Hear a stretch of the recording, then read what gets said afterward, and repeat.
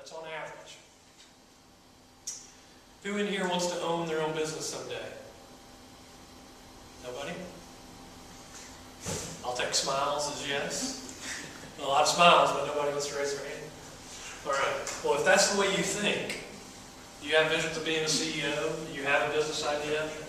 As I talked about, there's inside and outside. If you go inside a company for a job, and you stay there for 3 or 4 years, your 401k gets going, you've saved up $30,000 in your 401k, and if you just stay 2 more years, you'll get this, another week of vacation, and you've gotten married now maybe, and you know, there's your spouse you have to think about now, and how can you stay in that house you're in and make that house painted if you start that new business, right?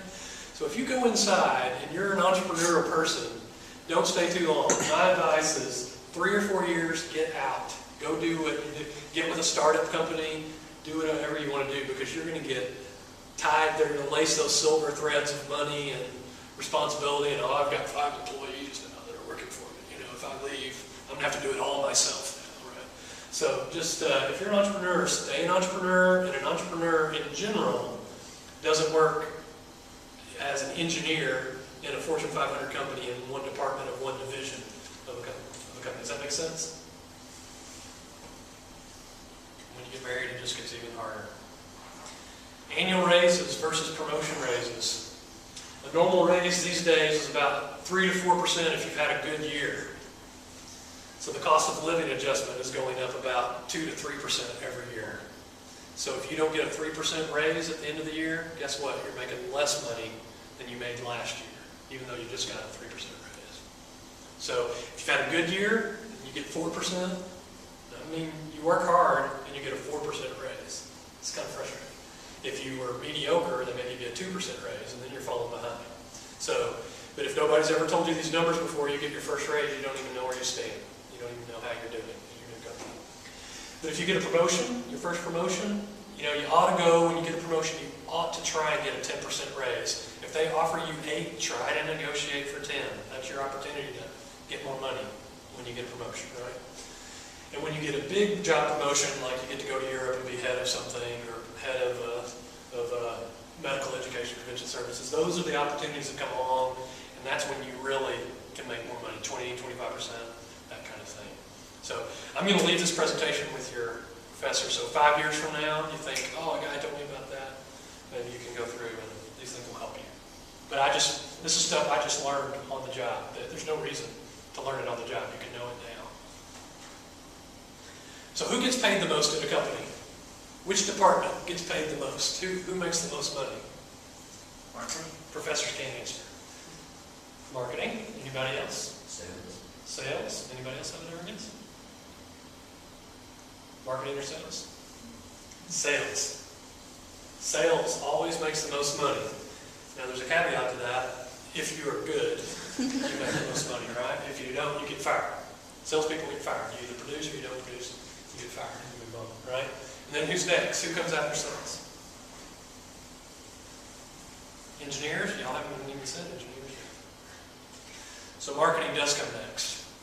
So it's a little bit frustrating when somebody goes to the business school for 4 years, right? Graduates with a marketing degree, and they're making more money than you, and it seems like, well, all they do is like pick out the color of this and whether the light bulb in this burns out in 60 days or 180 days, you know. That's marketing stuff, right? You know, or they name this the digital presenter, right? They come up with that kind of great name, right? I named the robot, you know. That's the kind of stuff I do. That's a little bit frustrating when you're an engineer, and that happens, but that's life. Just like salespeople make more money than marketing people. So if you want, you'll have a good starting salary, higher than marketing people, but if marketing people are successful, they will move past you more quickly, right? So another reason to diversify and potentially move out of engineering at some point. You'll always use your engineering degree, but it's just something to think about. I see engineers get frustrated by that and angry and get mad at the marketing people. It's not the marketing people's fault that they make more money than you. It's the way the world works. And then engineering. So my advice is go inside the company a while, 3 or 4 years, and then go into sales if you can. Just get that experience. If you have a sales bone in your body, go out and do it for a couple of years. Get that outside experience and then come back inside. Because if you're successful as a sales representative, you're going to make more money than you'll ever make as an engineer. And if you start to make like $175,000 a year, and let's say you were doing well as an engineer, you're making $100,000 a year, it's hard to go back inside, isn't it? Even if you're manager of the engineering department, you might make $150,000, right? You lose $25,000 just by going back inside. So if you have a sales bone in your body, try to do it early. Get out there, try and sell, be as successful as you can, and then come back inside, because the pay cut, or maybe you even get a pay bump when you come back in. But if you stay in sales and you get really successful in sales, that's a place in every company to make the most amount of money. Just a fact of life. That's what I just said. You're either an inside person or an outside person. You either start in sales and you're an outside person, or you work in some other part of the company and you're an inside person. Every other job is an inside job.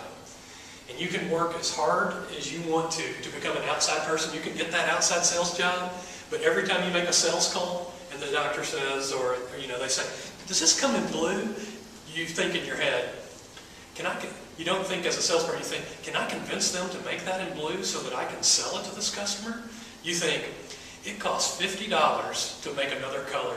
They'll never go for that inside. You think like an inside person. You don't think like an outside person, because you started inside. So you can try your whole career to change that. The more you sell, the more you'll become an outside person, but you will never get over the hump and become 60% salesperson and 40% inside person. You'll always either be an inside person or an outside person. But to be successful really in your career, every job is about selling. I'm selling myself to you right now, right? And the school's selling themselves to me. Everybody's selling, and you need to have that experience at some point in your life. Here's a good one. You heard that before? Have fun, but the company party is not a party. It's not the place to not be able to remember what happened the night before at happy hour. And I see that happen a lot. So I always give this new advice to the new people, because the new people, the young people, are the people that make this mistake. The older people don't make this mistake as much. They made it when they were younger, right? But if you can, have fun at your party, whatever, but you're going to have to work with those people the next day. Marketing drives most companies. There are times when engineering can drive a company, like if you're making computer chips and the number of, what's the right word, the amount of memory that's on a chip doubles every year or every 2 or 3 years. Marketing doesn't double the memory that's able to be put on a chip. The engineering department does. And if the engineering department doesn't accomplish that goal, then your company is going to start to have a decrease in sales, right? So in that case, engineering runs the company. But in most companies, marketing is identifying what the products of the future are. I write the 3-year business plan for my company. The board of directors for my company signs off on that plan, and it sets our pathway for the next 3 years. Every year I do that, right? So marketing leads most companies, and that's kind of a misnomer for a lot of engineers when they first get out. It doesn't make sense to them. So marketing is a service organization to sales, but otherwise marketing delivers the vision and long-term planning for the company. It's not very often that sales leads the company. They're out there every day doing it. Product either sells or doesn't sell. But if it sells or doesn't sell, it means marketing either gave them the wrong product, or the wrong message on how to sell it. It all comes from marketing. Network, network, network your entire career. Make contacts in other departments. Some people say spend 5 minutes a day, take 5 minutes a day just to talk to somebody else in another department. Stop at their desk. How was your weekend? Did you go scuba diving?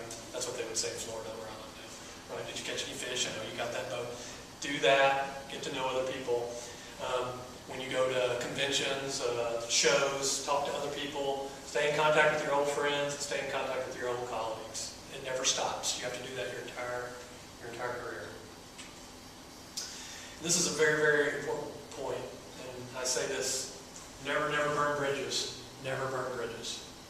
So if you're in an office and your boss says something to you about, I don't trust you, or you haven't worked here long enough for me to understand you, and you're pissed off, right, and you want to give him the bird, and you just want to walk and say, I'm out of here, man. Never ever do that. Keep your cool, maintain your character, be known for keeping your cool, and a tough situation. And say something that's honest but not stupid, like, thanks for everything I've learned at this job. Even though you want to quit or be fired, you can thank them for something. You've learned something from them. Walk out and live to fight another day. Because I have had people that, I've had chances to go back to companies where I've worked before. I've had people that was my boss interview to work for me. Never ever burn your bridge. It's really, really important. Always keep your cool. The only time I think you can be like, who's the owner of the Dallas Mavericks? That's Cuban. Yeah, Mark Cuban, right? He's got so much money he doesn't care, right? That's the only time where you can say whatever when you're a billionaire and you can walk out. It doesn't matter. This is my last slide. So, if your parents don't teach you this, or then you might not ever get this. So I know your teachers don't go over these things. How do you get ahead in life? How do you save money? How do you do these things? So I have just 5 or 6 basic things here. Never buy a new car. I know you guys all want to get out of school and buy a brand new car. That's the first thing I always thought about. Don't buy a new car. Don't buy a new boat. Don't buy a new recreational vehicle, motorcycle. These are toys that people buy and sell. And the day you drive that car off the parking lot, it loses 10% of its value. Right? So you just spent $10,000, now it's worth $9,000, right? The day you drive it off. That's stupid. Buy a used car. You can buy a used car with 20,000 miles that seems like it's brand new. But half of you won't follow this advice and half of you will. I know that already. But it's just a piece of advice. If you can buy and renovate a home, that's the only way to really make money on a home. If you think about it, you buy a home in a neighborhood, your home only increases in value as the whole rate of the neighborhood goes up in value. But if you can buy a dump in the neighborhood, and the neighborhood rises in value, and you're able to renovate that dump and turn it into one of those nice homes, that's the only way you can really make money when you sell your house. Unless you want to live in your house for 10 or 15 years and appreciate with the value of the neighborhood. Buy the biggest first house you can afford. This is a good piece of advice. I'm not saying buy a house you can't afford, but buy the biggest house you can afford, because you will get a raise, you will get a promotion, and it will get easier. And that's just good advice. You guys believe that's good advice or not? Yeah, that is pretty good. That's advice. Especially the dump. We had a house that first house we had a basement that was unfinished, and we fixed that thing up and suddenly we went to sell it. Yeah, now that square footage that you can. That's right. That's right. But if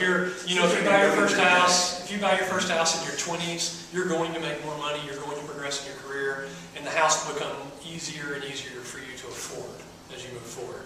And you'll be glad you bought the biggest house you could afford at that time. Max out your 401k as soon as possible. So when you go to work for a company and they say, we'll match 50% on the dollar for the first 6% that you donate of your salary. Well, that means you get every dollar, they give you 50 cents, right, for the first 6%. So you've got to go with that 6%. Otherwise, you're just giving away money, right? Free money. It's available to you. So whatever that match is, when you first start your job, go with that right off the bat. And then follow this last one. When you get a raise, don't let yourself see it.